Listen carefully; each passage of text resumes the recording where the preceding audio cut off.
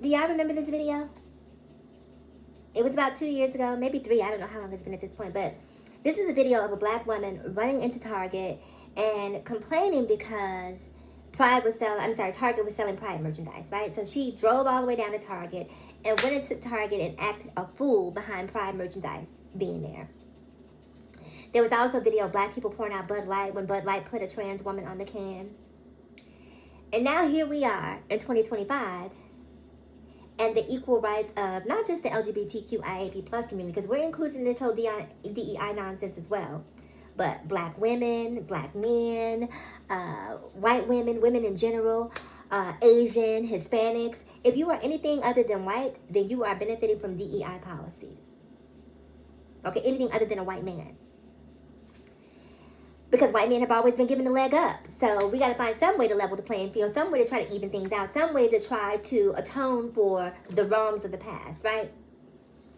And so when I watched this video of black people aligning themselves with the patriarchy, aligning themselves with right-leaning talking points under the guise of feeling as if they had the bandwidth to discriminate against somebody, because whether you knew it or not, your turn was coming. And now your turn is here today. And, you know, I watch videos on TikTok all the time, and I'll see black women in particular, right, who will say that they're part of the 92% that voted for Kamala, right? And I'll see videos where they say, you know, that overwhelmingly black women voted for Kamala. And yes, they did. And we appreciate that so much, right? And this isn't to slight what black women have done, but this is to say that in 2025, we have to have open and authentic conversations about what's really going on in the world, right? Because if we're going to talk about how Palestinians impacted the vote, if we're going to talk about how white women impacted the vote, if we're going to talk about how white men impacted the vote, then we also have to talk about the homophobia and transphobia that causes a level of cognitive dissonance to exist in some black women, some black men in the black community as a whole, right? Because we are not all on the same page. We are not aligned here, right? And it's very clear and it's very evident when you see videos like this woman running into Target saying that they're coming for our kids. And she's right. They are coming for your kids. White men are coming for your kids, and they're coming for your kids' generational wealth. Now, you're worried about a rainbow, and you're worried about, you know, inclusive clothing when it has zero impact on you, right? Zero. The LGBTQIAP plus community is not the ones writing legislation and passing executive orders to reverse DEI initiatives. That's not the LGBTQIAP plus community. That is a cisgendered, hetero, white male who is making those decisions. Where is the smoke and energy for him? Why isn't that same woman, black woman who ran into Target saying that they're coming for our kids, running into Target now that DEI initiatives are being rolled back? Why is it that you guys are so quick to use the LGBTQIAP plus community as a scapegoat, but when it's time to stand up against the real enemy, then all of a sudden it's crickets? Some black women, not all, shout out to the black women who get it, right? Shout out to the black men who get it. Men like Conscious Lee, you know, shout out to, again, the black women, because there are a lot of black women who understand and get it and who think beyond what is forced upon them. You guys know that trans women aren't attacking you in bathrooms. You know that that's not happening. You know that a predator will be a predator whether it's in a public bathroom, whether it's in private, whether it's in church, whether it's in the school classroom, whether it's in church. A predator will be a predator wherever a predator is, right? It's not compartmentalized. So blaming or running around saying we have to protect our women and our girls from trans people because we have to pee, it's absolutely ridiculous. You know that that's not a threat. But you guys buy into it. Now, meanwhile, you're focused on trans women using the bathroom. Donald Trump is over here signing executive orders and taking away all your rights. It's the smoke and mirrors of it all. And at what point do we, as a black community, because I'm a black trans woman, okay? That's the beauty in being black, a black trans woman, right? Is that you understand discrimination in so many ways that the average person does not, right? Usually their capacity for understanding discrimination is linear, right? They understand it as a black man. They understand it as a black woman, if you will. But when you are black, trans, and a woman, you understand it from being black, you understand it from being trans, and you understand it from being a woman. I understand discrimination. And people who are not black trans woman will discount your experiences and discount your perspective because they simply don't believe in your right to exist. Now they want to make black women out to, or black trans women out to be, a mental illness. And I keep on telling you guys, people who have mental illnesses get paid, right? People who have mental illnesses get a check, and they get a check courtesy of your tax dollars.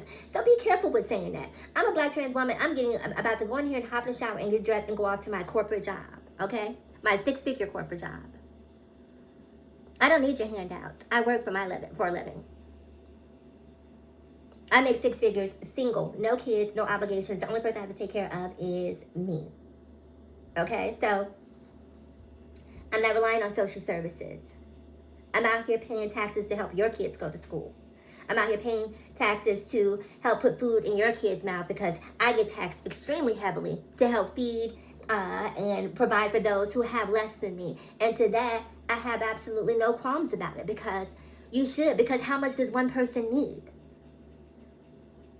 So if I'm supposed to be taxed to help take care of everyone, to help take care of the infrastructure, and I'm allowed to take care of myself and still live a high quality of life, it's at the end of the day, it's just money. We should all be helping one another.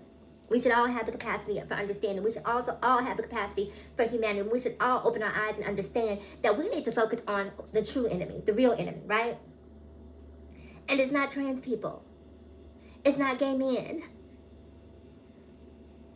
Run into Target now and protest them revoking or rolling back DEI policies. Go in there and raise hell now. But that's not going to happen. Because it's easy to blame the LGBTQIAP plus community because they're seen as being on a lower rung. Notice how I didn't say totem pole because I found out from my native friends that that's like a microaggression to say that. So I don't say totem pole anymore. But yeah, we just gotta open our eyes and understand that we are stronger together, right? And black women need to hold other black women accountable. When you see these black women in these comments on the Shade Room, on the Neighborhood Talk, and don't tell me you don't see them under trans people's posts. Don't tell me you don't see them under the posts of gay men. You don't tell me that you don't see the vitriol that some of these black women out here on the internet get out here and spew. And also, conversely, LGBTQIAP plus people. Don't be out here don't be out here riling them up, talking about how trans women are better than, cis women are real women. Or, like, no one has time for that type of nonsense. We got real problems and real issues. We have a real fight ahead of us. And we are stronger as a collective than we are with this sort of divide and conquer mentality that we seem to just be stuck on and cannot get past. I'll tell you who I hate. I hate anybody who hates me. It's really that simple. If you don't see it for me, I don't see it for you. I don't care about your color. I don't care about your gender. I don't care about your sexual orientation or gender identity. If you don't see it for me, I don't see it for you. That's who I hate. I saw a video the other day, really quick, I'm going to say this before I go. It's someone, an expatriate who had moved to China, and he was talking about how in China that, gay relationships or LGBTQIAP plus wasn't necessarily accepted, but most people adopt the it's not my business, it's not my life, it's not my choice mentality. Can we get to that point where we're not asking you to agree with anyone's lifestyle or choices, but just understand that it's not your life to live? It's not your choice to make. Let me do me, and you do you. And if my doing me is not impacting you, why are you invested so heavily in what I do? I watched one more video the other day, right, on TikTok, and it was T.S. Madison. She was going somewhere in New York, and TMZ stopped her, right? And they asked her just about what's happening with this whole DEI, and, she talked about the transactionality of black and transgender and how she's both at the same time. It was a great interview. I was really impressed with what she had to say. And then I went to the comments. And sure enough, there were black men, black people underneath the comments. She doesn't represent the black community. She doesn't. What? What are you talking about, sir? And all the types of he's and he's. You guys see that. And like, as a trans woman, the moment I go in and I defend something that's trans, then again, it's going to be the he's. They turn into Miss Yelly. He, ha, he, ha, right? But black women need to hold other black women accountable. It's just as simple as that. Trans women need to hold other trans women accountable. Because we have to get beyond where we are. There is so much work to be done. We can't continue on this cycle of this constant loop of absolutely nothing that's going absolutely nowhere. Comment below. I'll see you in the next video. Bye.